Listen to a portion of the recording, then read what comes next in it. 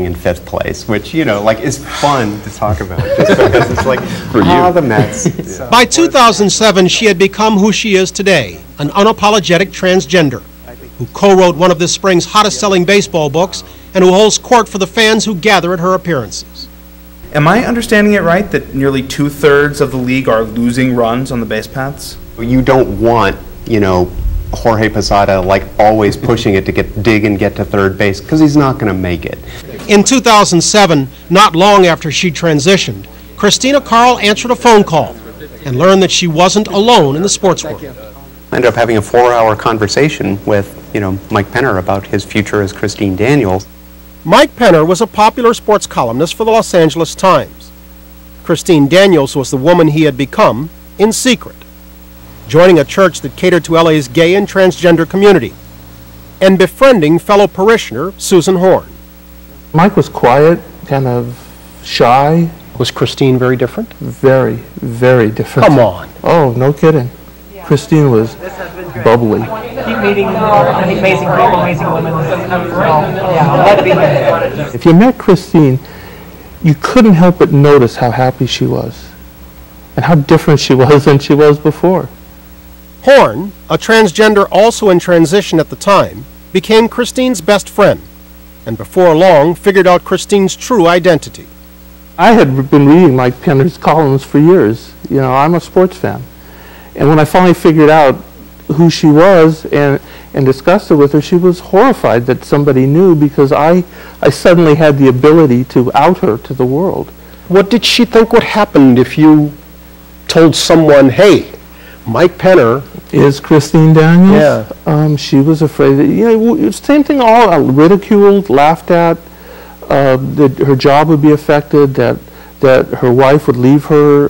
I'm expressing some amazement because ultimately when Christine did decide to come out, it was done in a very public fashion. Yeah, that was mostly the Times idea. They were afraid that the story would get out and they wouldn't have control of it. That's what she told me. Did she share their fears? She was very reluctant in the beginning, and she was terrified the night that article came out. The night was April 26, 2007. That's when Mike Penner wrote a column informing his readers that he was changing his byline and his gender. Days later, as Christine Daniels, she went on the radio to explain. When you walk down the street and you see a woman and you burst into tears, because you look at her and say, you know, I'm the same as you inside. Everyone is looking at you as a woman, they're treating you as a woman. Why can't that happen to me? You feel like you're going to jump out of your skin, you want to scream. I mean, writing got extremely difficult for me. I was headed down a bad road towards a dark place if I had not transitioned. Penner's coming out attracted nationwide attention. In New York, it resonated with an editor at MajorLeagueBaseball.com named Dittmeyer. What'd you think? I was really excited. Excited because Bob had finally, quietly begun to transition into Bobby. And in the sports world, an unlikely sisterhood was formed. We had talked quite a bit between late summer of 2007 through April 2008. Always talking transitioning or always talking baseball? A little bit of sports, but mainly it was our transitions. And we were all kind of like emailing back and forth. How's this relationship working out? How are your colleagues at work dealing with it? How are you doing with it? To their surprise, all three were generally accepted by the sports world and their co-workers. But there were exceptions. After Christine Daniels' first day back on the sports beat, one fellow writer ridiculed her in print for her 6'1" frame and what he called her mannish looks. It was a vicious, I mean, any woman would have felt horrible, and Christine was devastated by it. She could never get past that just blending in thing, and it wears on you. You don't want to be a freak, you know? But the private person was now on public display. Why can't people be allowed to live and work as who they are?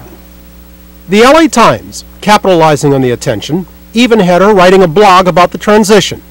They called it Woman in Progress. Adding to the strain, the woman who had married Mike Penner apparently did not want to be married to Christine Daniels.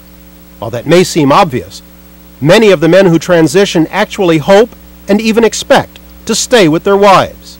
Bobby Dittmeyer, for one, never saw spousal rejection coming and never would have transitioned if she had.